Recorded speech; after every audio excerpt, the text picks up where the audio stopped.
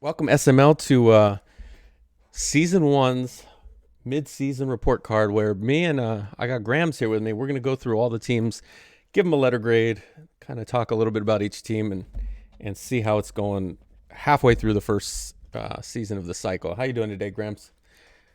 Doing good. Thanks for having me.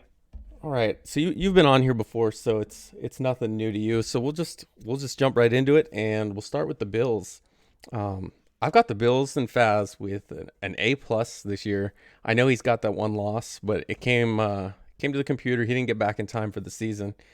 He's had a pretty tough schedule. He's had KC, who he blew through. He had Miami twice, both two-score wins, and even Washington has a winning record, and he beat him too. So I've got Faz with an A plus right now.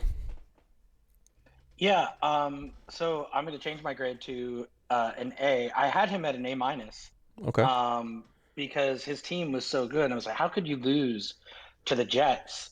Not that, I mean, DW is playing amazing with the Jets. I don't understand that Oh, we he lost haven't to the gotten him in it. Steelers. But, oh, he lost to the Yeah, Steelers. it Okay, was. yeah, he Yeah. lost. Yeah, okay.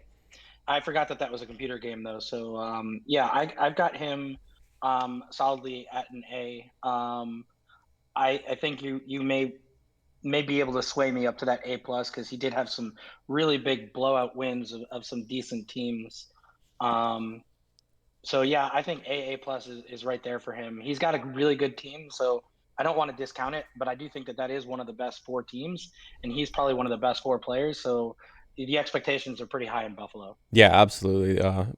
Can't can't knock his team. He's pretty much set everywhere, especially with the quarterback. But like I said, he is running through those top teams. So I've got him, like I said, A plus, U of A. So we're pretty close on that.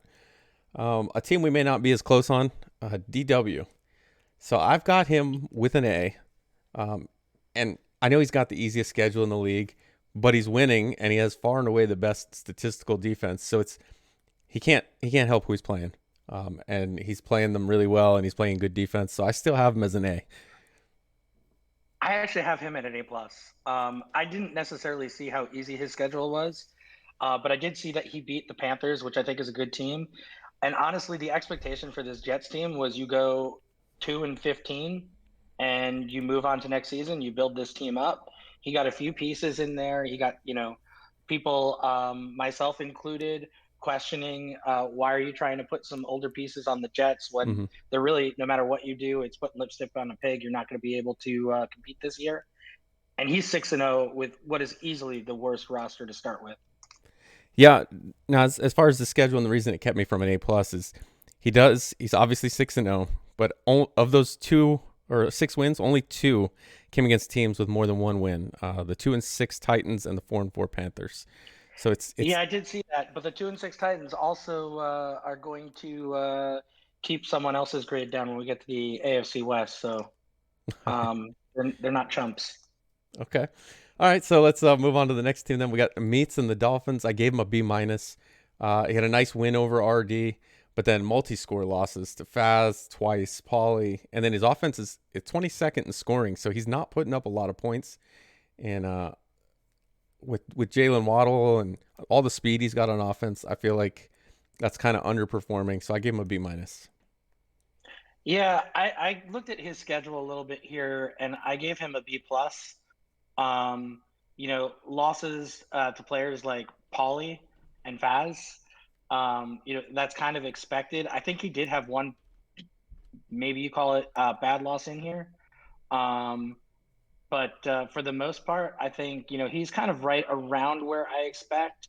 His team overall, season one, is a little rough. It's on the lower side. It's in the 70s, whereas Mm-hmm. I think the average is probably around 80. Um, yeah, I think he's kind of right where I expect, maybe just a little bit better. Um, so I give him B plus. Okay. So rounding out the AFC East, we've got the Patriots. Patriots, they're kind of split right now with Sherm and I believe it's I'll probably get this wrong. Double rice no bean. I think that's Yep, the new guy. that's right. Okay. So I gave him an F. He did have a win over you, which Yep. gave them their lone win, but then he immediately went on vacation and lost computer games. Um, so gave him an I F. I gave him an incomplete. Okay. Um, but yeah, I respect the F. I'm a little upset about that loss, but DNR is a good player. So I think he'll right the ship with the Pats if he hangs around for a while, and I expect him to start winning some games. I also don't typically like to play after a certain time of night, but with myself going away, I was very happy that he was able to get the game in right as he joined the league because Sherman and I had actually scheduled that game, and then Sherm quit about an hour before our game time. Nice. So DNR did me a big favor getting that game in. Okay, so I see. Give him the incomplete. That's fine. Like I said, the going on vacation right after automatic F. So we'll move to the AFC West now. Top team in the AFC West right now, split with actually I don't think it's split anymore, but the Chiefs, and I gave Prime a C. Um, Losses to the Browns and the Bills, maybe not so bad. Lost really bad to Faz, so that hurts. And then a loss to the Titans. So I know he can't have possibly seen his start going this way. Taking the Chiefs, the defense is really going to need work. I know he said it's bend but don't break. They're giving up the ninth most points or ninth fewest points, excuse me, and but 30th, 28th, and 23rd in the yardage categories. So there's a lot of bending, maybe not breaking as much, but it's the defense needs work, and he can't run the ball. He's only averaging 3.8 yards a carry. Picked up Mostert, and it hasn't gotten better. So I gave him a C. I think it turns around by the end of this season, but for now it's a C. Interesting. Yeah, you're poking him a little bit more than I am. I had him at a B, and I was going to defend it by that Titans loss. It's also interesting. I have the Chiefs in primer, and I'm winning with defense, and I'm struggling on offense. I think I look at the team and I'm like, well, I should just be able to throw anywhere I want at all times, and I think that's kind of been a bad mentality for me, Mm-hmm. and it hasn't worked out very well. But I've actually found that defense to be not bad. It's got a speed corner that you can use. It's got Matthew, who just is all over the place, Honey Badger. Um, so I think Prime just needs to get out of his head with the defense being bad. I don't think that defense is actually as bad as he thinks it might be. And obviously, the offense is one that shouldn't be stoppable once you get it going. Yep. But give him a B. Okay. Then we have the Raiders. This one's split with RD and I think it's Smitty, J Smooth, Dunkface, whatever you want to call him. Big win over the Eagles, but I mean, who hasn't done that? And then the loss to Finns is just unacceptable. So with the split there, and I give him a B minus. I give another incomplete. I guess I'm cheating here. Um, it'll be interesting to see how Jay Smooth does in that division. I think that Dan, who we'll get into in a little bit here, is going to turn it around eventually. If going off of my past experiences with these players, Jay Smooth is probably a solid third in this division. But like you said, he did lose to Finns already, so incomplete. But if I was giving a grade, I'd probably give A minus for RD and a D plus for Jay Smooth at this point. Okay. So you mentioned him, so we'll talk about him now. Dan and the Chargers. I gave him a D minus. 2-5. He's got one of the better teams in the game to start with, and one of those wins is against the computer. So I think that win versus October, where he just blew him out, I think that keeps it from being an F. But trading Herbert keeps it from being a D. So I give him a D minus. It's funny you say that. I don't. When I go into a Madden cycle and I think about sim play, I generally, and this might be because I take my team, I generally try to keep the team the way that I expect that the team will go. Mm-hmm. And so that Herbert trade does hurt me a little bit because I don't see any way that they're trading Herbert anytime soon. I gave Dan a D. I think he had some close losses to begin against me and NYT, and it's the first 2 weeks of the season. Those games could have easily gone either way. Dan's expected to win those games. He should win those Mm-hmm. games. But if he does pull those out, then we're maybe talking a different story right now. He's had a tough schedule. He played RD, he played U, he played Prime. I think he turns this around, and I think he still makes the playoffs this season. But right now, you have to give him a D, and I do actually like giving him the D minus because of the Herbert trade. Even though I think he did get fair return on it, it's just not not what I like to see in a franchise. I want the teams to be, what you expect them to be, at least at the end of season one. Yeah, and the thing with the Herbert trade, he traded Herbert and Nwosu, two really good players, and all he really got back were picks. He can say he got Hmm. Goff back. Goff and Herbert is basically, I'll say, a wash for at least one season. It's a wash if you're not looking forward. So he didn't really do anything to improve his, at the time, 0-5 team. So to me, it looks like No, he did not, he and was I don't mailing want it in. to. I don't want to continue to pick on him, but I remember looking at the end of last cycle, and Dan's always been a great team manager. So all last cycle I was saying, hey, he knows what he's doing. I was on the camp of, he traded his QB, but he knows what he's doing. I looked at his team at the end of last cycle, and it was one of the last teams I would have picked if we were starting a new cycle. Interesting. Um, yeah, I thought that team was a shell of what it was earlier in the cycle. So So you think hopefully he has better team management this year. so you think he really fumbled it last year then with the team building?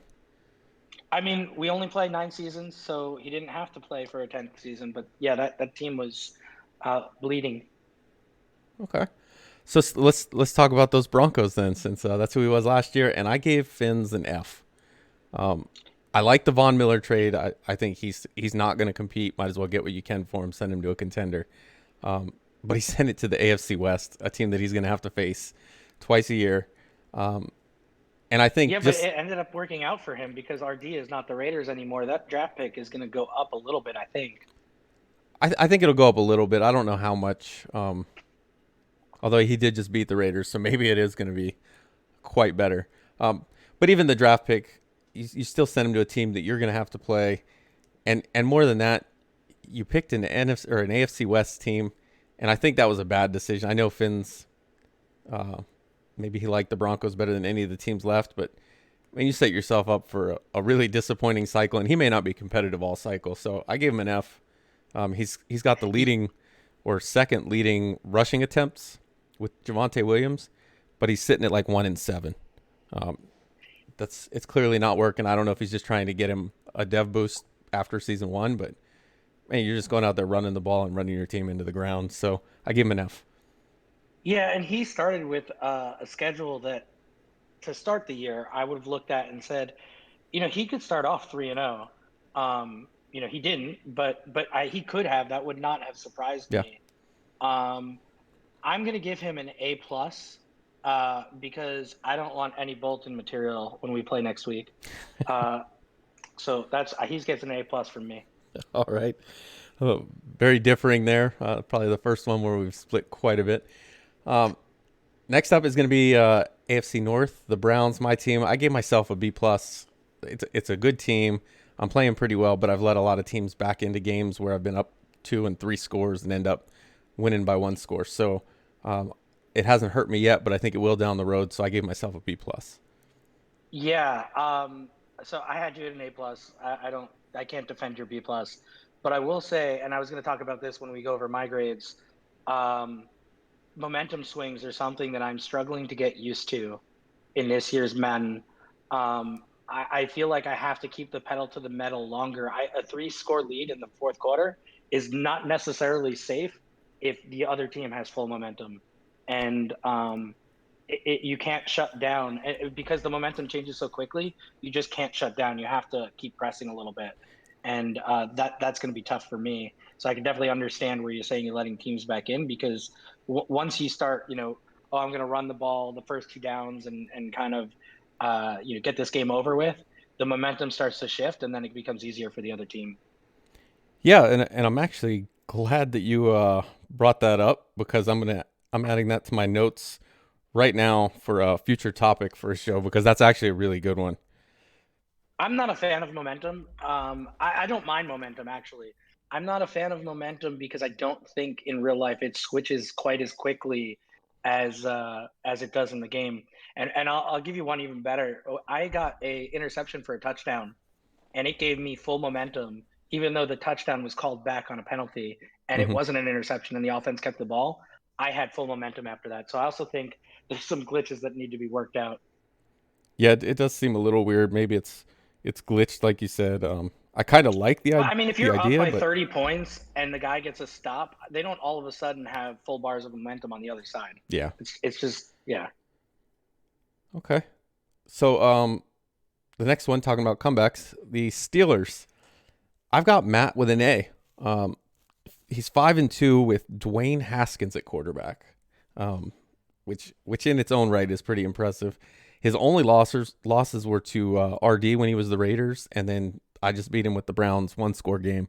Um, anytime you can go 5-2 with Dwayne Haskins at quarterback, I'm pretty impressed. So I give him an A.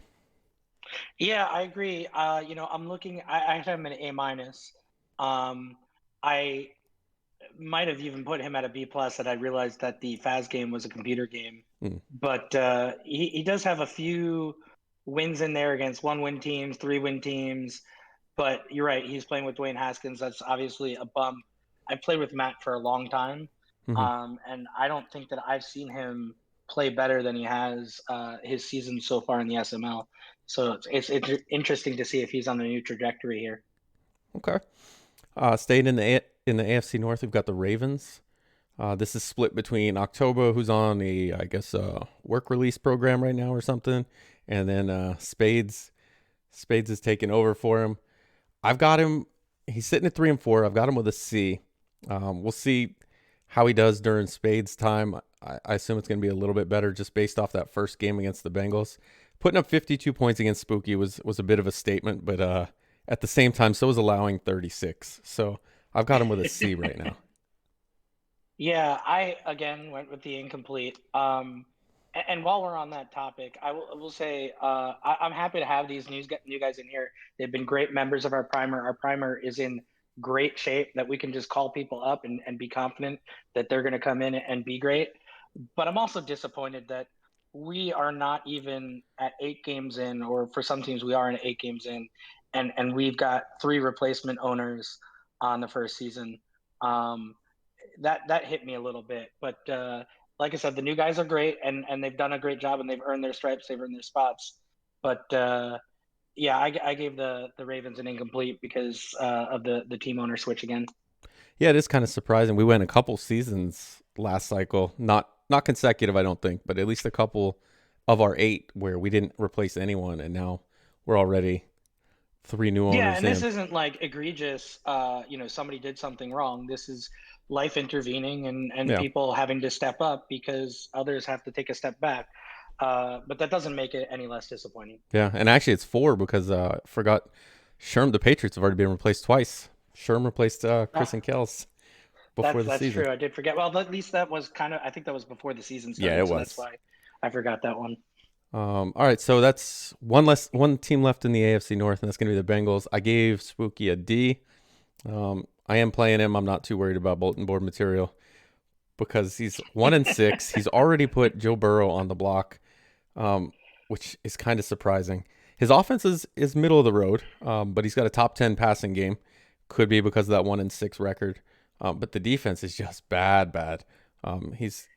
He gave up just 52 to the Ravens. He did have a win over the Jaguars, who I actually had as favored to win the AFC South, but outside of that, it hasn't been really good. And it's, like I said, another team that's, halfway through the season, we've already got our starting quarterback, who was probably a reason to take the team, on the block. Yeah, I gave him a D plus. What did you say you gave him? I gave him a D, so we're close. Yeah, the Bengals were one of my if someone is a jerk and takes the Cowboys ahead of me picks Mm-hmm. last year. Um, but they've lost a lot of what made them a good team last year. They don't have Ross anymore. Burrow doesn't have superstar anymore. It's not the same team that was on a Madden trendy pick, I think, last year. Yeah. I think this is easily one of the bottom 5 teams to start the cycle. So, and Spooky hasn't played a Madden game in a year, being Yeah. overseas last year. So, D plus, but I almost talked myself into a little bit higher because of the expectation factor. Yeah, and obviously you said they're a bottom 5 team. There's a reason he got them at 30, because they are really not that good. But he actually does have John Ross now. He made a trade with KJ to bring him back to Cincinnati. No, I missed that. Yeah, but he did ship out. I think it was T Higgins right after that. Okay. Next up, we'll move to the AFC South. We've got the Colts. I've got Mike with a B plus. 4-4, not a great record, but it's the Colts, and it's better than he was doing last year with the Packers. I mean, we could possibly have a return of 500 Mike. So 4-4 with the Colts. In the AFC South, that's a playoff team. If you win in half your games, you're probably making the playoffs in the AFC South. And statistically, offense and defense, he's kind of right there in the middle of the pack. Yeah, so I know there are a lot of people in I had him with a B. I know there are a lot of people who like when divisions tend to be very even. And I think that works when the league itself is pretty even, which I think SML is starting to get there. Mm-hmm. But I take the opposite to that. I think that each division should have a close to top team, top 8 team, because otherwise, when you get to the playoffs, you're going to have mismatches in the first round. Seeding becomes even that much more important, but it's not necessarily getting the number 1 seed; it's getting the seed that's going to give you the weaker playoff Yeah. schedule. So, it to me, it affects the league in other areas.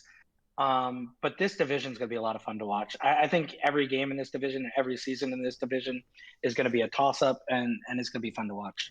Yeah, I think right now looking at this division, there's 3 teams, the Colts, the Jaguars, and the Titans, that I think have a legitimate chance to win every season. ZZ and the Texans, he hasn't played really well except for when he played me. I think he does have actually a win, but um, it just it's going to be fun to watch. But like you said, it's going to change the how teams are going for those seedings. Like right now, you either want to be the 1 seed or you want to be that 7 Number one seed. wild card. Is it the 7 seed? Yeah. Yeah, it would be this. Yeah. Yeah. Yeah. No, Or no, no, you no, want to never be the mind. It's 5 the seed. 5 seed. Yeah, you want to be that number 1 Yeah, you wild want to be the card number as one wild opposed to card. winning two or three. You don't want to win your division if you're not going to get the number 1 seed. You'd rather um, get the wild card Yeah. spot. Yeah, and I think that adds a different dynamic that is not something that we're striving for. That's not something the NFL wants to strive for either. Yeah. All right, so that was the Colts. Next up is the Jaguars. I gave Coop a C. He's got a 3-4 record, which keeps him right in striking distance for that AFC South spot. My issue with Coop though is he's not doing well with Lawrence. I mean, you got the top rookie quarterback coming in, and right now it's just not looking good. So I gave him a C. Yeah, I wonder about. I gave him a C plus, but I wonder about the Lawrence comment because there is a benefit, maybe less so with Lawrence. Is Lawrence an X factor to start, or is he a superstar to I start? believe he's just superstar, and I can't even So there check on Daddy is, Leagues. a benefit to the rookie season, trying to pile on stats and make sure you get that rookie of the year, maybe get the dev bump, which could lead to a lot of interceptions and really bad throws. Yeah. And then with momentum in this game, really bad throws lead to more bad throws. So I could see maybe where that's coming, and we'll see if it continues into next season. Um, he does have a good receiving core. It's not a great receiving core, but it's decent, and it seems like he's spreading the ball around, which I like. Um, and this team was a trendy pick, but it's not a season 1 right out of the gate, top contending team. So I think he's doing right around where I would expect. So that's why I gave him a C plus. Okay. Um, Next up is going to be the Titans. I've actually given them a B. He has the win over Prime, which to me is a huge bump because that's one of the top teams currently leading the AFC West. But not only that, he added Rob Gronkowski, Antonio Brown, and then the Buccaneers' 2nd-round pick this year. He gave up his first, which it may have been a high price to pay, but he's clearly going all out for this year, and it seems to be working well as far as Derrick Henry. Derrick Henry's second leading rusher in the SML, averaging 6.7 yards per carry, has 10 touchdowns, and then Julio Jones is the top receiver. So offensively, he's got weapons. He's using them, and he may only have 2 wins, but one was against Prime. So I definitely think he's got a shot to push for that AFC South title. Yeah, I mean, with Field here, I expect Julio Jones to put up monster seasons. Field has no problem throwing it. He throws it in pass situations. He throws it in run situations. That's just who he is, and I kind of get that because I tend to err towards liking to air it out as well. Um, So I expect Julio to do big things there, and I gave him a B minus. I had him probably would have been a B or a B plus had he would have definitely been a B plus had he beat the Colts this past week. Hmm. But his schedule is brutal so far, and like you said, I think he's right in the running still to win this division. But um, the schedule for that division is really tough, and I could see the division winner being under 500 because um, they play the NFC West, so they get Dump, who's having a great year. They got the Seahawks who are having a great year. They got DW having a great. I mean, this schedule. Look at who he's played. The only teams that he probably should have beat on this schedule, or could have beat, or could have been favored in, were the Colts and Jags. Yeah. Yeah, he Yeah, definitely and getting hasn't that had an Chiefs easy win was a go of huge it, win. and the fact that he's got a win over Prime, like I said, that kind of the schedule being tough, but he does have a win over one of those tough teams means as it lightens up, I think he's gonna kind of make a little run, especially adding those new offensive pieces. And Fields a really good player. He gets a little discounted because his schedule has been tough, with work and whatnot, and he probably hasn't been able to put as much time into the game in the last couple of years. And even when he is, I'm sure he's, maybe not quite as focused. He's doing the streaming too, which I think puts an extra set of pressure on you. Absolutely. But I think Fields a good player, and I could see him rattling off a few wins and definitely making the playoffs. Yeah, for sure. I don't like I said, and we've talked about it with all of these first three teams in the AFC South. Is really anybody can win this division. I don't see anybody far and away better than the others. All right. Yeah, agreed. So moving on, And last and team. I Oh, actually go would ahead. I'll throw ZZ in there too, um, who I guess we're getting to next. Yep. He has his favorite team, and I've seen him play well when he plays with his favorite team. I haven't seen him do it this season, but I've seen him play well when he plays with his favorite team. Yeah, so we might as well talk about ZZ then. I've got him with a D, um, and it probably I could almost bump it up to maybe a C minus or a C, because it is the Texans, but he has Deshaun Watson, so something the regular Texans don't have. This team actually isn't that bad. Looking at Deshaun Watson, Brandon Cooks, this year's speed Because is big. Watson lost all his abilities, didn't he? He did. He's just a star now, but he's still fast. Um, Yeah, so so I guess it feels it's where you are on the fence with how important abilities are. But I think for the quarterback, they're pretty damn important. yeah, I think, and I'll talk about this later on Battle at the Border with Fins, but I think there's only two different quarterbacks in this game right now. I think there's guys with abilities, and then there's guys without abilities. You see what some of these guys are doing with guys that don't have Yep. abilities, all the way down to Haskins, and he's playing just as well as some other guys. Um, Yeah, I kind of agree. So I gave him a C minus. I looked at his schedule too. He had a few winnable games in there. He won one of the winnable games. Uh, you know, I think that this is another bottom five roster that is going to need to be rebuilt.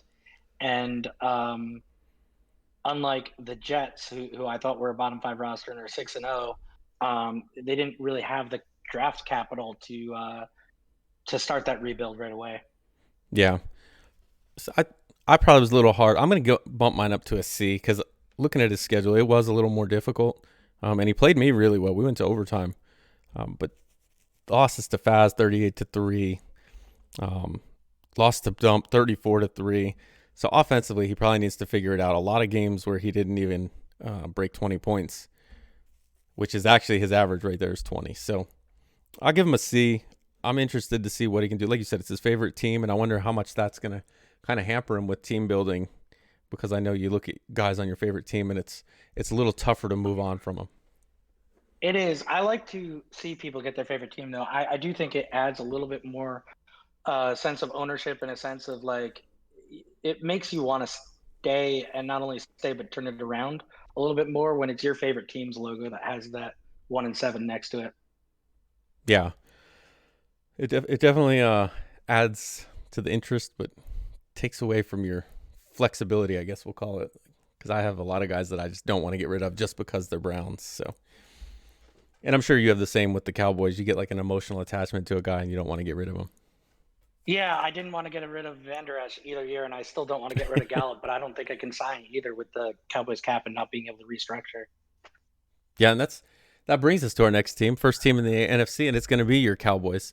And like we talked about before the show, we didn't really prep much for the NFC, probably because they're really boring and there's no reason to prep for them. But we'll wing it for the NFC as well. Right now, you're sitting at 4-2. That loss you had to the Patriots, like you said, Sherm hopped out about an hour before your game. That's rough because that would have been, I'm going to just go ahead and assume, an easy win.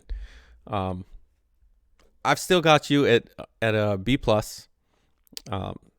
You've got good wins. Playing Paulie wasn't your best game, but you got a win over Dan. You've got a big win over Woods. And then now you're coming out of your bye week. You're going to have D-Muse, which should be an interesting game because D-Muse is kind of down this year. But I got you with a B plus. I think you're playing pretty well, other than that Raider game, or not Raider game, but the Patriots one that just kind of snuck up. Yeah, the yeah, and the Buccaneers game was a disaster. Paulie was way more prepared for that game than I was. I think it was my first on Sim, obviously, but it was also my third game on the new Madden, and um, I think I was having trouble with the play call screens. Not to make excuses, but I don't I still don't feel like I have a handle on this game. I gave myself a B minus. I think passing concepts I need to figure out a little bit more. I'm looking at things that I think are open, and the outside corners are either able to jump back or collapse quickly, Mm-hmm. more so than last year. So some things that look open to me are not, and then I see what people are doing against me, and it seems like no one is covered. So obviously there are some ways where things that might not look open are open, and some that look open are not. And my QB vision's been awful, so I give myself a B minus. Okay. The one thing that I am happy with is how I've been playing defense, and I've been forcing a lot of turnovers. Yeah, it seems like you're not having too much problem with turnovers. All right. On the defensive side. Yeah, on the defensive side. All right, so moving on to a team in your division, we have NYT and Washington Football Team. I'm gonna give him a C minus. This is a team that I think out of the box was pretty good, especially if you get that quarterback position kind of squared away. He traded a first to get Jordan Love, who has not been playing great. Jordan Love, not terrible, but well, pretty terrible actually. 57.5% completion percentage, 18 touchdowns, which is pretty nice, but 22 interceptions. And I don't remember last year seeing much of NYT's quarterback on the league leaders for interceptions, but right now he's in the top 5. And then the biggest surprise to me is the defense. 22nd in points, 23rd in yards, 24th in passing yards, 22nd in rushing yards. You just can't figure out defense right now. Wow. So this is by far the one we're the furthest off on. I gave NYT a B plus. Okay. He beat Dan. He did keep it close against KJ. He kept it close against Faz, and if you heard him in chat, he feels like he won that game. Maybe that is part of the problem. One score loss to the Saints, and then Prime being Prime took it out on NYT, took him to the mattresses, 53-7. Yeah. But he's beaten the teams he should beat, and I think he's beaten Dan, which I think going in, would be a team that we would say he shouldn't beat. Jordan Love, what is he, 68 overall? I understand he gave a first for him, so it's kind of like this should be your guy, but I think he will be his guy for the entire cycle unless he finds himself with a good QB when it's his pick in the draft. Yeah. So I think he's set up for the future. I think the defense, he'll figure it out, and he's going through growing pains with a young QB that is progressible. Yeah, for me, it's a lot of the close games though. 5-point win over KJ, 6-point win over the 1-win Falcons. I think Klink is at 5-2, a little overrated, and I don't think he's going to be at the top of that AFC South. It's funny that's Klink. So last night I messed this up too because I just in my head D Muse was going to be the Saints. Yeah. So yeah, I still keep thinking that's D Muse. Yeah. And then 3-5 Packers, he wins by 4. And his most recent game, the one against Finns, I don't know if you were able to catch any of that, but Finns should have probably won that game. He did some things that earned him an F in this show. He had a fourth and goal from the 1. I think it was right before half. He was up 14-0, and instead of just kicking it, making it a 3-score game, he goes for it on 4th. Runs the ball up the middle with Javonte Williams, gets stuffed, and then he ends up getting a stop, but then throws a pick 6 on the next drive with like under a minute to go. We know that's one of Bomber's pet peeves. Yep, and that just turned the whole game around. He didn't score again the rest of the game. NYT puts up 19, wins 19-14. So if he just kicks his field goal, gets the stop, and then lets the clock run out in the half, it's 17-0 going into half. And we should do that. That should be another topic. We should do a list at some point of the top 5 and worst 5 end of half managers, because I definitely have some thoughts on that. Well, let me write that down in my notes, and I will have that for another show, because that's another good topic, and I'm always looking for topics because it does make it difficult to do. I would say shows. I used to be a top 5 guy on that. I don't think I am anymore. I'm probably more in the middle, but yeah, end of half management is so important to Madden, and without momentum, it can have such huge swings. Yeah, absolutely. All right, so the next team up in the NFC East is going to be the Eagles, and Tiny. To me, it's an F. 1-7. Took this team. I think he thought he could compete in the NFC East. I know he took it partially to play with KJ, but man, it's just looking bad. Hurts is one of the top guys for interceptions, which kind of carries over from last year.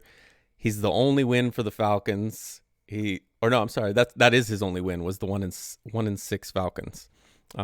Lost to Fig, who's only got 2 wins. Obviously lost to you, lost to Prime pretty big, lost to Woods, lost to Pauly, lost big to the new Raiders owner, and then QP blew him out 31-7 as well. It hasn't been the easiest schedule, but throwing interceptions is just shooting yourself in the foot, and that's kind of what he's done all season. It hasn't been the easiest schedule, but it doesn't look like it's going to get that much easier. He's getting an angry Dan that's 2-5. He gets Finns and he gets his KJ games, but the schedule is not going to loosen up that much for him, and it'll be interesting. I thought that the Eagles were one of these teams that were really well set up for the future with the draft picks. Yeah. But you could also be competitive year one because you've got that defensive line that's just so good, and you've got the young quarterback, you've got the rookie wide receiver. I like this team as a top 10 Madden team. I know that there was a lot of people that disagreed with me, but I think that the Eagles are a very good team. And I'm surprised to see KJ here at 1-7. I thought he'd be challenging for the NFC East for sure. He's a good player. Happy to have him in my division. We kind of talked a little bit, as someone that I've befriended in the league, was happy to have him in the same division. And I think that he is having a disappointing season, so I'm going to give him a D.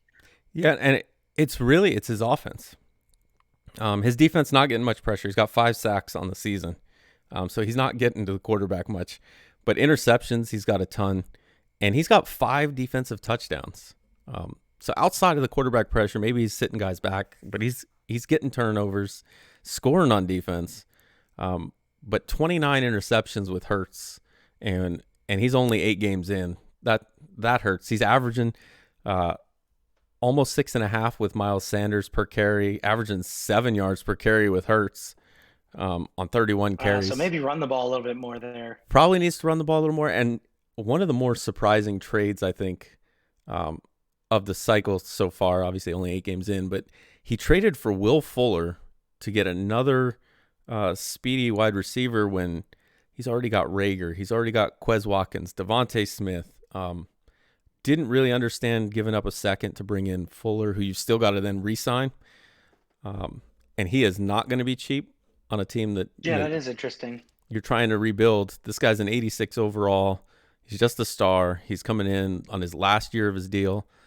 Kind of surprised me that he went that way. I would have thought maybe add something to the defense, but no, he went add another offensive piece. Now he's going to have a receiver as kind of the odd man out. But 1-7, it's just with that I Uh, mean, looking at that interception total, I'm lowering my score to a D minus. I don't even know how you throw 29 interceptions in yeah, 8 games. and he's only got 77 incompletions. So of those 77 incompletions, nearly half are interceptions. Um, Yeah, which makes that's sense because he's insane. only averaging 7.6 yards per attempt. So Yep. he's not really throwing it deep, which again kind of surprises me that he went out and got a Will Fuller type guy. But Do you feel like and I don't know, this might be a topic for another show again, but do choosing your strategies, do they really have a huge impact? Could there be some lessons there to throw less interceptions by choosing throw it short and throwing it short, or not throwing it deep if you chose throw it short, that kind of stuff? as far as the gameplay focus or whatever you have to pick in your Yeah, I training, haven't played around with that, so I don't really know. I haven't messed with it too much. I basically picked them. I pick almost always on defense short pass because it's the only one that doesn't really affect any part of run defense. Um, Interesting. but I haven't noticed as far as picking offensively. I haven't noticed any difference regardless I of which almost one I pick. always pick run it up the middle because I figure I can try to defend everything else myself. That's But if not a you're bad able idea. to get 5 or 6 runs up the middle for 5 yards of carry, I hate that. Yeah, the reason I don't pick run it up the middle is because it also uh, it has a negative effect on your outside run defense, and with stretches being something that a lot of Yeah, people run, I worry about the computer pursuits on that. Um, so I'll have to reassess. it is kind of something that maybe people need to think about, but I don't think it has a huge impact. I could try my next game just picking a random one and see what happens, but um, I don't think it has that much of an impact from what I've seen so far. All right. So moving on, last team in the NFC East, we've got the Giants. KJ coming in at 1-7, worst offense in the league, 32nd with 12 points per game. We've kind of seen this going back to last cycle. KJ's offense, anything but explosive, and then losing Saquon Barkley kind of hurt. I'm gonna give KJ a D. Um, having that team, I thought Giants are going to be a team that's going to put up a ton of points. They're going to struggle on defense. And I was right. He's somewhat struggling on defense. 26th total against the yards, 22nd against the pass, 32nd against the rush, and 23rd in points. But I thought they'd have a better offense. And right now, he's got the 24th rushing offense, which is his best out of all his offensive categories. And he hasn't exactly played, a murderer's row schedule. Started with a 3-point win over the Broncos. He put up 23 on Washington, but like we talked about, their defense hasn't been anything great. 7 points against the 1-6 Falcons, 0 points against the Saints. He did put up 21 against you, but then nothing against the Rams, 14 against the Panthers, and 10 against the Chiefs. So he's not Yeah, I'm going to give him a C. I'm okay. going to counterpoint everything you just said. He Okay, lost Barkley in a sim he did. after having a close game. They simmed it. He got blown out, I think something like 45-0 in the sim, and he Yeah, lost 42 Barkley. nothing against the Saints. Yeah, and he lost Barkley in that, and I know that affected him. I think the main reason he wanted the Giants was for Barkley, Oh, absolutely. and to lose Barkley like that really hurts. Um, and then the other thing I will say about KJ, I mean, he played me tough. He didn't give up. But this was the game where I decided I'm not doing the run it up the middle in the third end of the third quarter with a 3-score lead, because I had that 3-score lead Mm-hmm. and the momentum shifted, and then all of a sudden I couldn't get first downs on offense. I couldn't see my wide receivers. Yeah. Um, it's tough to turn it back on with the momentum again. So yeah, this was the game that kind of taught me that 24-21 win. But like I said, he didn't give up. He came back and he played great at the end of that game. Um, and I've seen he's had a couple of really close losses. So I have him at a C. And Okay. I feel really bad about the Barkley thing because I think that really just downed his whole season. Yeah, I mean that is about as unfortunate as you can get, is to have a simmed game and you lose Barkley for the entire season. Um, And it's on you, right? If you can't schedule it or you can't get the game in, but they played the game and it didn't count. It yeah, it, it disconnected in the second half, and then to have that happen, yeah, as unfortunate as it gets. Yeah, and that may be a lesson for future teams if you have something like that where it's gonna be simmed because of a disconnect or whatever. Pull out all your starters. I don't know. Yeah, I don't bench a know. Then you start. risk losing the game. But if it was a force win Saints, I mean, you already knew Yeah, you were it gonna was a force lose. win Saints. Yeah, Yeah, that's just pull exactly out what your it was. starters and if either side knows the outcome's already set, there's no reason to leave your starters in unless you're trying to get some stats. But Barkley's already More X next factor. level management tips from Bomber. Yeah, I would have pulled out everybody that I didn't want to get hurt and maybe signed 32 punters and just put them all in there. Or the last three fullbacks in the free agency There you pool. go. All right, so that's going to do it for the NFC East. So let's move on and we will go to, I think it's the West. Yeah, so we'll start with the first team in the NFC West. We've got the Cardinals and Dump. Going to give him a B+. He's got the second best offense, first in yards, first in passing yards, seventh in rushing yards. He is absolutely getting it done against the guys that he should. His lone loss was a 45-25 loss to me that he scored even that last touchdown with like 2 seconds remaining or something like that. It was right at the end. But for the most part, he's getting through these games fairly easy. A couple one-score games, the Rams gave him a scare, and then recently the Packers kept it close. But outside of that, he's done really really good job of just shutting guys down. He's got the 11th ranked defense. It looks like he's probably going to run away with that NFC West and be one of the favorites for the NFC as a whole. So I give him a B+. Yeah, I had him at an A-. Again, this team stacked and has the right owner, right? I think that this team matches him really well. He's played the teams that he should beat, and he's beaten them. He had a big test against you that he probably gets a D for that game. But outside of that, he's looked really good. I think that this team suits him.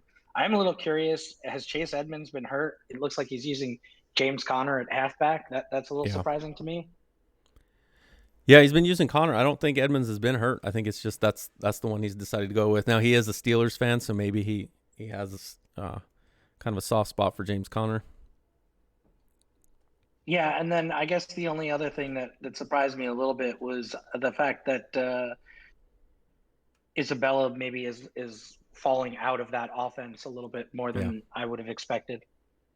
Yeah, he did have Kirk on the trade block, and then but he seems to actually be using him quite a bit. So I don't know what's going on there. The fortunate thing for him, he has probably one of the easiest schedules, because the rest of the way he's only got, I think, 3 teams with winning records, 4 if you count the Seahawks. He's got the Seahawks twice. I'm not sold on Noel yet, but he's got the Bears, who just lost to the 49ers. Future's 6-2. And then he's got QP at 7-1, which I think will be a real test for him. And then he's got U Week 17, 4-2 with the Cowboys. Outside of that, though, there's no games on here he shouldn't win. So we'll see what Dump does. I'm interested in that Week 15 game, though, against QP. QP's coming in with the Lions. Yeah, that's a good test, and that's Yeah. a good test for who's going to come out of the NFC. Absolutely. You put the two of them right there with Paulie, and those are probably your 3 favorites. Yep. Yeah, so I gave him a B+. Next up is going to be the Seahawks. Noel's sitting at 5-3. Middle of the road on offense. He does have a lot of points or a lot of yards, both rushing and passing. He's in top 10, top 5 in rushing, and 12th in points though. So he's moving the ball. He's just not able to put a lot of points on the board. And then his defense is in the back third, so not exactly the greatest defense. I've got him. And you talk about easy schedules. It looks like the NFC West has a little bit of an easier schedule to start off. Yeah, they drew the AFC South, so that's 4 games where you should be favored if you're near the top of your division. And then I think they've also got. It's good to see Noel bounce back a little bit. He had high expectations coming in the last cycle. Yeah, that's what I was gonna say. I'm giving him a B+. Sitting at 5-3, regardless of who you've played. You still won 5, only lost 3. Played Clink tough, 35-31. He beat the Jaguars. He beat Colts. You can't knock for who he's played. He did lose to D-Muse, which is probably the only guy outside of Klink. Oh, and he lost to Matt. So the two guys that were playoff teams last year, he lost to them. So like I said, I'm not sold on him, but what he's done so far, I'd give him a B+ for. I also selfishly want him to do poorly because I have his first round pick. Yeah, I could give him anything from a B to an A-. I think I'm going to go with the B+ as well. I like the fact that he's spreading it out on offense too. It doesn't look like he's forcing it to any one guy. When you have the Seahawks, you could definitely make a case to just throw it to Metcalf every time you throw it. But he's got a pretty good spread there, and it looks like while his defensive numbers might not match his offense, he's getting a lot of turnovers. So I'm sure that's another thing that's been leading to some victories. Jamal Adams has 7 interceptions. That's got to be close to the top of the league. Yeah, that's actually really close. All right, so our next, actually, it's almost the top if it weren't for QP having like 11 with his guy. Next team we'll talk about is the Rams, and that's Colts sitting at 3-5. He's played some good games. Like I said, he probably should have beat Dump, and then Kyler Murray took over and kind of just wrecked him. He did beat Paulie, so Paulie's 6-2. One of his losses is gonna beat a Colt. Played pretty well against the Seahawks, 8-point game, shut out the Giants, got blown out by QP, and then just beat the Texans. I'm gonna give him a C. He's got some decent guys on this Rams team. Cooper Kupp is a superstar. He's got 14 catches, and he's got a tight end that's like a 60-something overall, just happens to be 6'5", 90 speed. It's a rookie. He's leading or nice. Second on the team behind Akers with 30 catches, 521 yards, 7 drops, though, which is what happens when you throw to a 60-something rated rookie tight end. I don't think there's any surprise. I was just looking at him. Yeah, his offense runs through Akers and this rookie tight end, and I think that's kind of what's holding him back. He can keep up a little bit. He plays really well when he's got his game going where it's tight end and running backs. But 13 touchdowns, 19 interceptions, 19 sacks. So Stafford's getting hit. And then it's not going to be hard for the good teams to take away your flats with the running back and then your quick passes to the tight end, especially when you're tight end. You say that, it gives me fits. Well, Colt always plays me well. And it's a matchup thing. Yeah. Colt's a good player and a better player than his records have been in my mind. I think long term in this division will be interesting to see how him and Null match up. I like that. I feel like that's a very based on previous years that could be a very good matchup for second place. And second place in the division is maybe a wild card spot. So I think this will be interesting. He has had the same, somewhat easier schedule, like you said. I think I'm going to give him a C. Okay. Yeah, his just inability to use Kupp, Woods, and Deshaun Jackson more than Jacob Harris. It just, I feel like it would have changed one or two of those outcomes. The Rams are a problem team for me because for me, they're old in the wrong spots. Yeah. And they don't have a ton of picks to do anything about it. No, they don't. Actually, they don't have any of their first round picks now. And Stafford's going to need to be replaced early on in the cycle, probably. His number one receiver, Deshaun Jackson, going to need to be replaced. I know, he has Kupp, he's got Woods, but Woods is old too. So he really has one forever cycle wide receiver in Kupp. Yeah. Draft some wide receivers. That's Graham's. Yeah, and then he's got problems with his defense is going to get old too. So it'll be interesting to see what he does there with the Rams.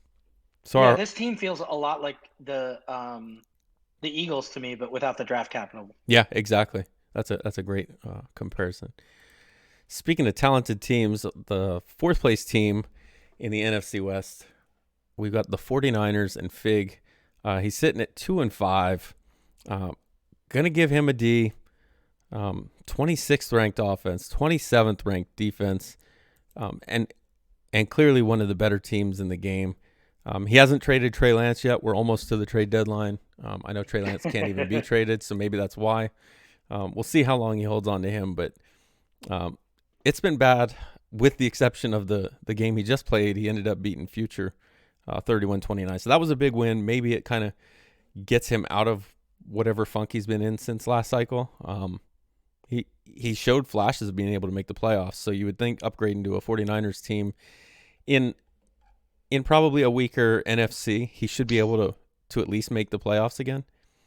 Yeah, I don't know. I mean, he's either 0-16 or he's 10-6. Yeah.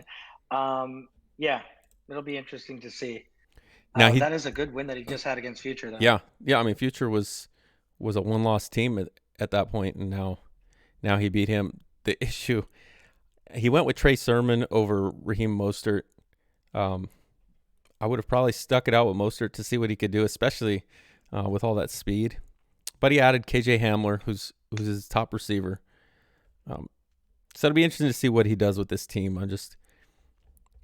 Some guys make some trades that I don't think address needs, and they just hurt he's their definitely team. one of those that I would again not be surprised if he finished second in this division, and I wouldn't be surprised if he finished last in the division. It's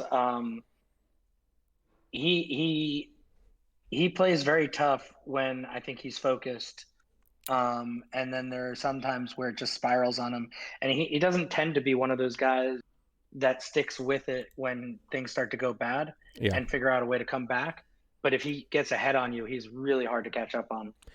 Yeah, and he did one of those games. He's got 20 interceptions with Trey Lance, which is near the top of the league. Playing Future, he was 13 for 18, 233, 2 touchdowns, and no interceptions. So he played a lot more conservative, or at least a lot better, making better decisions, and it showed. You got a 6-1 team that he just handed their second loss. I've had him in my division before, so I'm very familiar with. If he's got the lead on you, he might not throw any interceptions, but if he's behind, he'll throw 7 or 8. Yeah, I mean, you can see he had 18 carries with Sermon for 134 yards, 55 coming on one carry, but I'll be interested to see what he does. Right now, it's not looking good, but maybe trending in the right direction after that win against Future. Yeah, keep it up. All right, so that's going to do it for the NFC West. 2 divisions left. First one in the NFC North, the Lions gave them an A+. 7-1 with that Lions team. Picks up Herbert, picks up, I'm going to butcher the name, but Nwosu. And then immediately both of them become big contributors. Herbert, 1,100 yards, 14 touchdowns. Nwosu's already got a bunch of sacks. I'm not sure. I think he's got 5 sacks already. He's got this cornerback. It's a rookie corner. He's got 11 interceptions with. Oh, I'm sorry, second year guy, not a rookie, but 11 interceptions with a 76 overall guy. Really, nothing stands out great about the guy. He's got 82 zone coverage. I guess that's good. But 11 picks with him. He's spreading the ball out. Hawkinson, Tyron Johnson, Quintez Cephas, DeAndre Swift, all those guys right around 20 or more receptions. Not really having the greatest success running the ball. Swift only 5.1 yards per carry, but that's only a Madden thing where we say only on that. 4th most points for, third fewest points against. And like I said, all this with the Lions. His schedule is going to have a little bit of an uptick in difficulty coming up, but I mean, he's beaten some decent teams. He lost to Future as his only loss. They were 6-1 6-1 before that loss to Fig that we just talked about. He beat D-Muse really good. But I'll be interested to see what he does coming up. He's got Steelers, Browns, Bears again, Vikings, and then Cardinals, Seahawks, all in the last half of the season. Yeah, I'm going to give him an A+ as well. I'm looking over his stats right now and I find it interesting. Looks like he's blitzing a lot. I'll have to watch one of his games. Yeah. His secondary has a lot of sacks. His linebackers have a lot of sacks too, but yeah, he's got a decent amount of sacks, and it doesn't look like they're coming from the D line. So I might have to see where he's getting that heat from. I played QP all or most of last cycle since he joined my division. I thought he was underrated last year. And I think, this cycle, him getting to start with the team and build it from scratch, he seemed like a really good team builder as well. So I'm expecting him to be top three every season in the NFC and go to a couple of Super Bowls. This season's no different. He got Herbert, which I think, you know, is a huge upgrade over Goff. I know you said they're kind of a wash. I don't think they are. I think that Herbert's better. He's younger, and I think he's now set for the cycle there. I expect he probably will draft a halfback at some point, and maybe a wide receiver on the offensive side. The secondary with the Lions are set, and I think he's going to be right up there every season. A Yeah, plus, great job. yeah. When I said Goff and Herbert were a wash, I was talking about season one strictly, not going forward. It was more referencing Dan's not really improving his team or doing anything really with his team for this season. Now maybe Herbert is a little bit better, but I thought the difference was kind of minimal for season one. Yeah, I guess it is a season one, season two, season three type thing. I think age is so important in the game for progressing Oh yeah, that I don't think they'll be night and day by the end of season no, two. not at all. By the end of season two or the cycle, I was strictly season one, as their teams are now. But he's done a great job with Herbert, and I think he's just going to end up having him superstar by at least the end of season two, if not season one. Yep. All right, so that's going to bring us to the second team in the NFC North, and that's going to be Future and the Bears, who up until last night was 6-1. Now he's 6-2 after a tough loss. But prior to that, I was his only loss, and he's been playing really well. He's got Fields with 20 touchdowns already, 500 yards with Montgomery, averaging 5 yards per carry. He's spreading the ball out to his receivers. Mooney, Robinson, and Goodwin are his top three guys, with his two tight ends, Graham and Komet, coming in fourth and fifth. Future, I think, has been playing pretty well. He's got 5 sacks with Mac. He's got a decent number of interceptions. What hurt him, I think, this game, I don't know if he lost him before the game, but Roquan Smith is now out for 2 weeks, and that was a big part of his defense. But I've got to give him a B. I don't think, or actually, even I'll go to a B plus. I don't think anybody had the Bears as a 6-2 team to start the season, and he's played really well with them. It's hard to give someone an A when they just came off a loss to a one-win team. Mm-hmm. But I'm going to give him an A minus. Okay. I think outside of you, he has the 2 best wins in the league, Mm-hmm. beating Pauly and beating QP. Yeah. And for that reason, 6-2 record, playoffs look like a lock. Yeah, I'm giving an A minus. Okay. So next up is the Vikings, 3-3. D Muse, been a guy that's been to the NFC Championship a couple times, made the Super Bowls or Super Bowl, and right now 3-3 with the Vikings. I'm going to say a lot of that probably has to do with Kellen Mond. His quarterback play is not the greatest, but only 3 losses right now. He lost to Dump, he lost to me, and his other one was to QP. So not exactly losing to bad teams. All teams with winning records. And then he's beaten the teams he should, including Noel, who's 5-3. So he's got a win over a winning record, and he's got some tough ones coming up. He's got you. He's got Spades. He's got Dan, and then he'll have QP again, Matt, Future, actually Future twice. So 3-3, not where I would think he wanted to be, and probably not where he should be. He's definitely one of the better players, I think, in the league. So at 3-3, I've got to give him a C minus. Oh, wow. I got him at a B. His losses are to the 7-1 Lions, the 8-0 Browns, and the 7-1 Cardinals. He's got a tough schedule to start. It loosens up from here. And well, maybe it doesn't loosen up because now at the end of the schedule, it looks like he's got a few tough games too. But he's got a stretch now where he's going to be favored probably in every game. And, I expect things to turn around for him. So, yeah, I'm going to give him a B. I do now have explanation for my Madden strategy, which said contain the QB, and then it showed the starting picture of Kirk Cousins. Yeah. And I was kind of like, well, I'm not choosing that. That's stupid. Kirk Cousins is a statue. But it looks like he's using a rookie 85 speed QB. Yep. So maybe the contain the QB wasn't bad advice after all. Yeah, he's trying to develop Kellen Mond, and I think it's hurting him.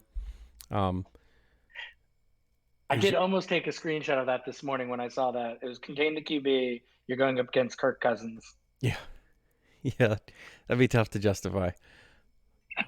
All right, so next up and the final one in the NFC North is going to be Lawyer and the Packers. Lawyer's sitting at 3-5 right now. 22nd ranked offense, 13th ranked defense. His defense is actually playing really well. But 3-5. He's got losses to the Lions, the Steelers. He lost to the Bears. He lost to Washington, and he lost to Dumb. I'm actually gonna give him a B. Those were all tough losses. Not teams that he would have been favored against, and the schedule is not going to get too much better as he's got Prime, he's got D-Muse, Future, Spades, me, and then D-Muse again before finishing up with QP. So he's sitting at 3-5. I don't think he's going to make the playoffs, even with the Packers, just because that schedule is about to get brutal. But I think I've got him at a B right now. I got him at a C+. I should give him an F for losing to the football team. Thanks a lot, Lawyer.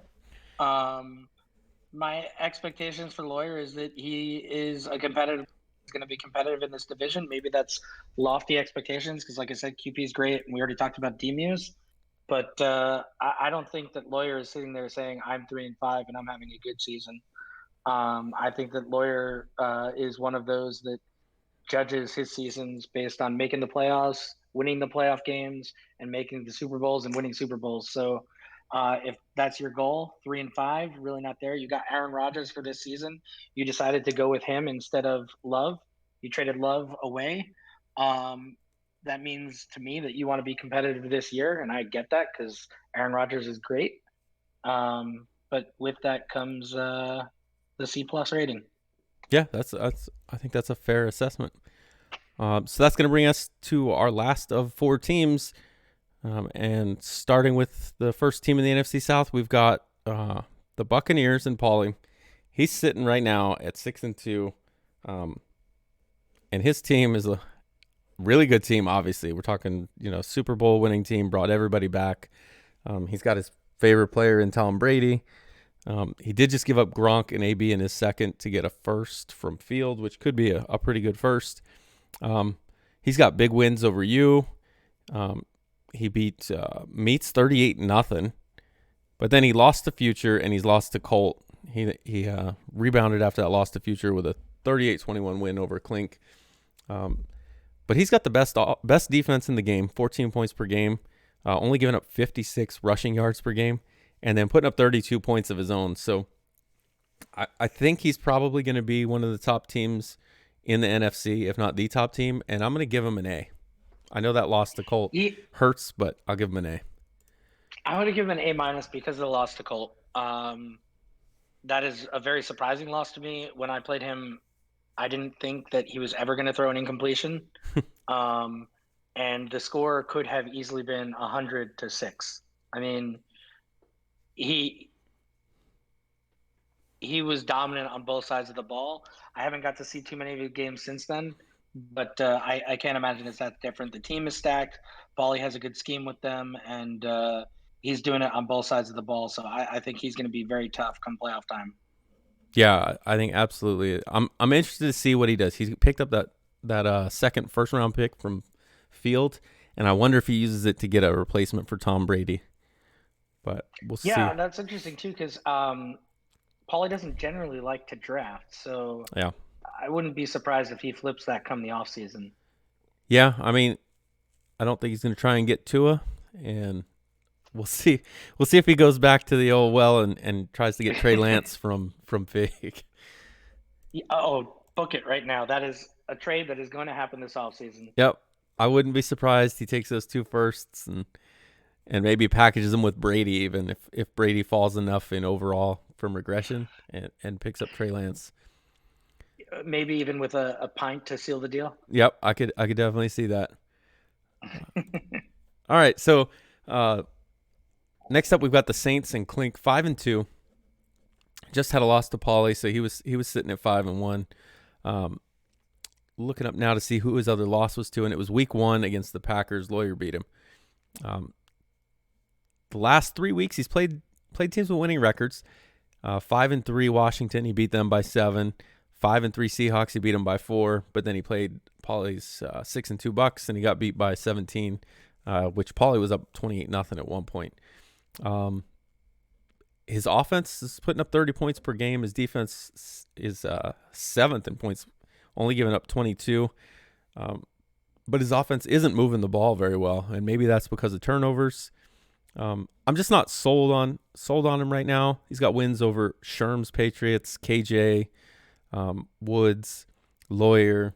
I would like to see maybe 2 out of 3, or 2 out of 3 out of the ones he's got coming up, where he's got the Bills, he's got he's got Paulie again, he's got the Dolphins.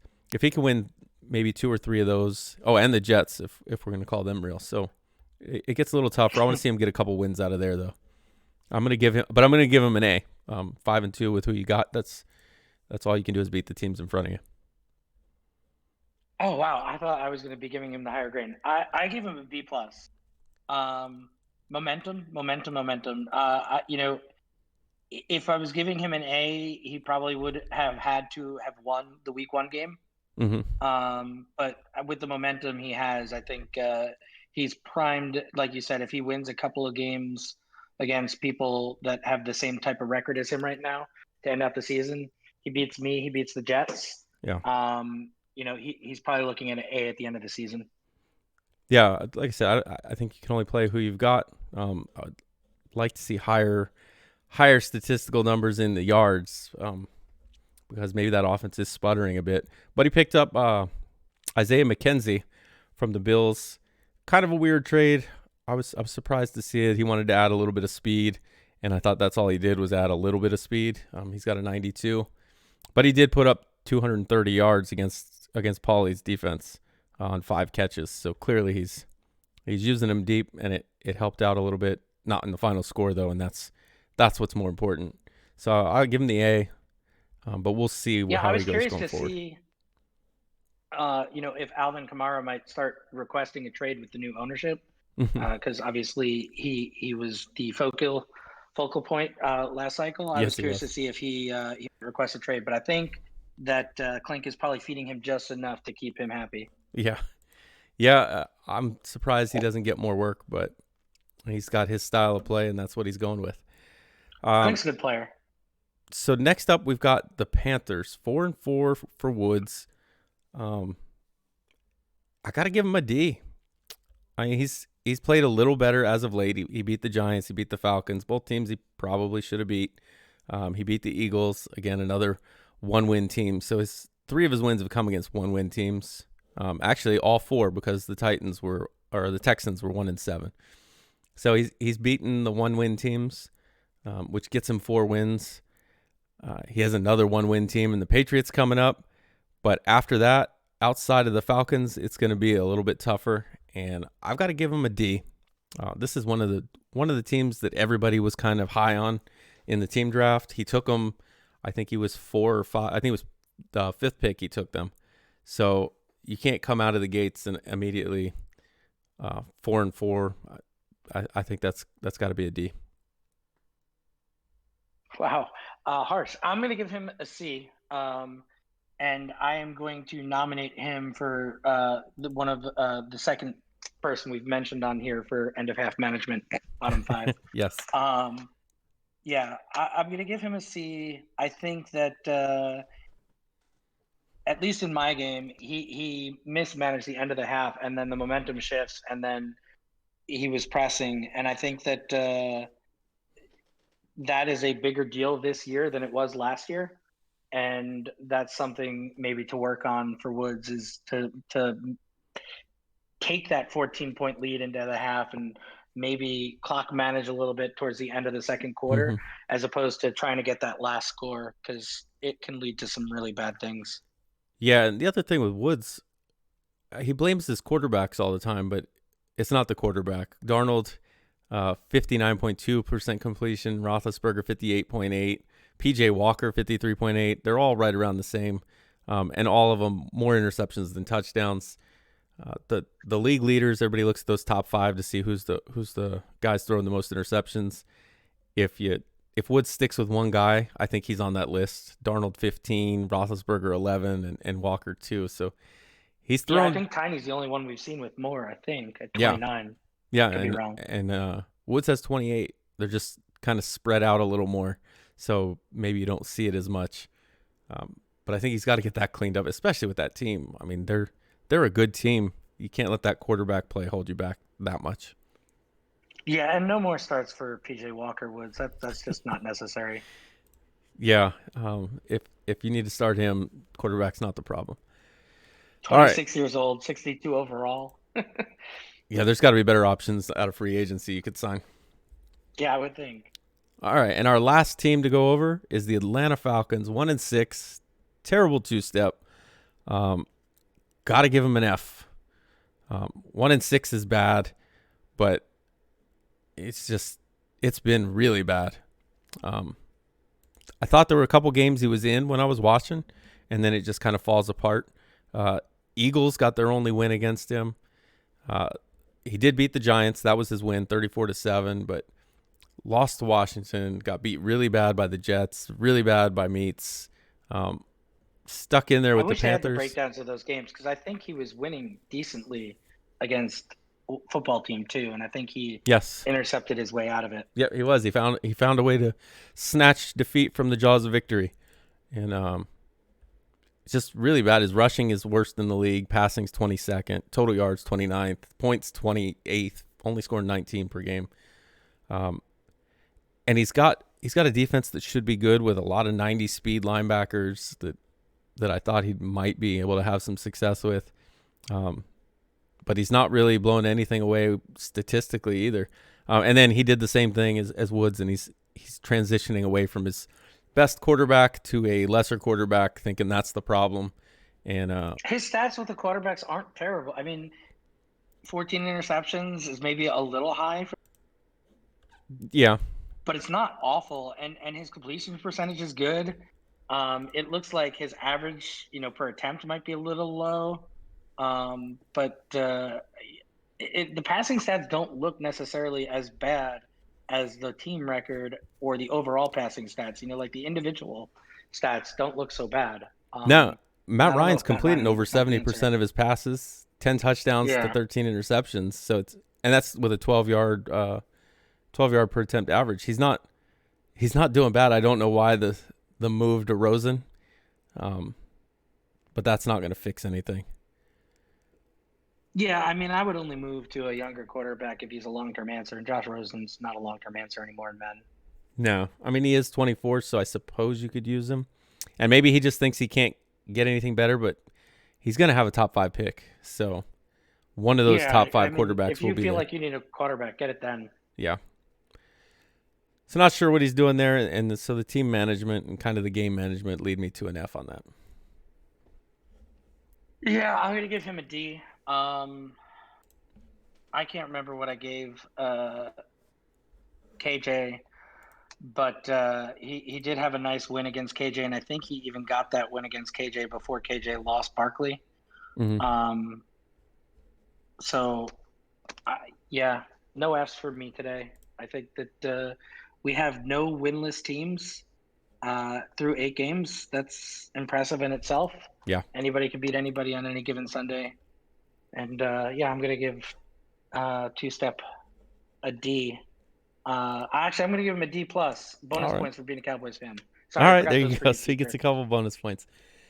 All right, well, that's been this episode of Midseason Report Card. We're at just under an hour and 20 minutes, so it's probably about, 2 minutes per team then, or we're close to it. Yeah, I would definitely listen to this at 2 speed. Yeah. But thanks for being on. I know it was very last minute. I think I sent you a message asking if you wanted to be on, and within about 30 minutes we were recording. So appreciate you coming on, especially on that short notice. I'll be more prepared next time. Me too. But all right. All right. So this has been Midseason Report Card.